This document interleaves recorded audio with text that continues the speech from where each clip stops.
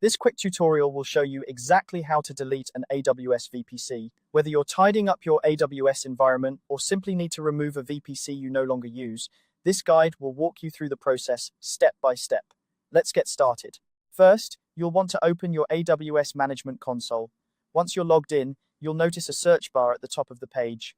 This is your go-to tool for quickly accessing various AWS services.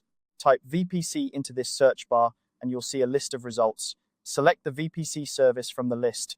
This will take you to the VPC dashboard where you can manage all your virtual private clouds. On the VPC dashboard, look to the right-hand side of the screen. Here, you'll find a navigation sidebar with several options.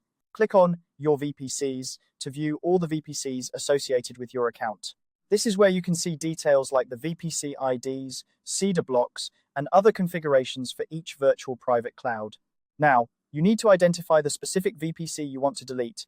Carefully check the box next to this VPC. It's crucial to ensure you're selecting the correct VPC, as deleting a VPC is an irreversible action. Once deleted, all related resources, such as subnets, gateways, and network interfaces, will be permanently removed, so double-check that you've selected the right one.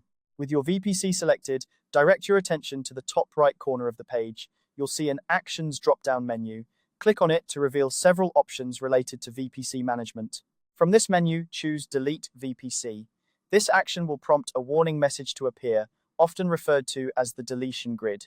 In the deletion grid, you'll get a chance to review the details of the VPC you're about to delete.